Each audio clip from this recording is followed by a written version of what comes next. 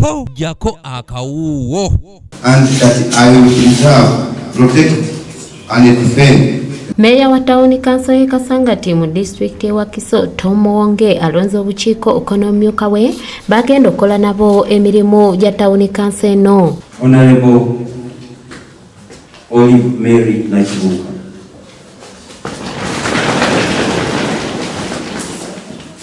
She will be as well be responsible for gender issues. Finance.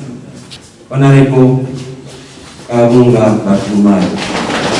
Mu lutuula lwa kanso lubadde lukubirizibwa Speaker Patrick Nkugwa era nga lubaddemu ne Town Kirakawe Kasangati Lutalo Malu RDC Kasangati Jemba Moses lubaddemu ebbugumu wakati mu kulonda obukiiko. Meya Tom Muwonge ajjukiza bakansala okufuba okulabanga abakolera abantu baabwe ababalonda olwo basobole okubenyumirizaamu. Eyo tuweereze abantu abayinze okusomoza weekuli mu departments ez'enjawulo.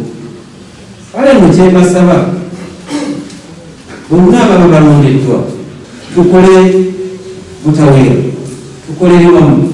Muwonge asinzidde wano n'akubiriza abantu bonna okukozesa ofiisi ye eyamukwasibwa naddala nga bamubuulira ebibeera ebibasoomooza olwo basobole okubisalira amagezi n'okutwala ekitundu kyabwe mu maaso. Era omupiira guli mu ngalo zammwe mwekennyini okusalawo abo abasaanyi bemulaba kubanza enkakasa fenna tusobola naye bemulaba abagenda tutukulembera mu kutuukiriza obuvunaanyizibwa bwaffe. Lutalo Malu Town Kirakawe Kasangati asabye bakansala okufuba okulaba nga bakwatagana wamu ne woofiisi nga beewala okutabiikiriza ebyobufuzi ate mukola emirimu. Ebisoomoozo by'ekibuga biba bingi tetusobola bituukako mulundi gumu. Naye nja kubasaba temuzze tule wamu ffenna tusobole okutetenkaniza Town Council. Eno bajeti gye musanze omwaka guno musanzewo de yali emaze okuyisibwa kisanja ekyayita naye eneddirira kitegeeza tujja gikola ffenna nammwe. Naye nga mu bajeti ekisingamu obukulu byonna byonna kunoonya ssente kukola miki birimu. Abalondeddwa okubadde omumyuka we obyensimbiko n'abalala olumaze okulayizibwa ne beeyama okukola ekyo kyonna ekinaabeera kisobose okutambuza Town Council eno okutuusa nga batuuse ku biruubirirwa. Bakansala bano ennyongera oba bakasa nti okulima tekubeera mu kyalo kwokka. Ne mu kifo ekitono osobola okulimiramu ne wabeera mu kibuga.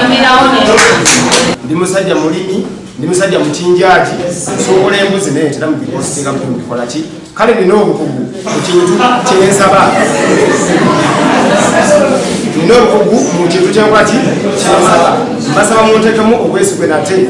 Tuli wano lwa mulimu gumu gwa kubajetimbira abatuuze baffe okulondola bitubajetinze n'okukakasa nga tubasavinga nga bwetubabapromisi.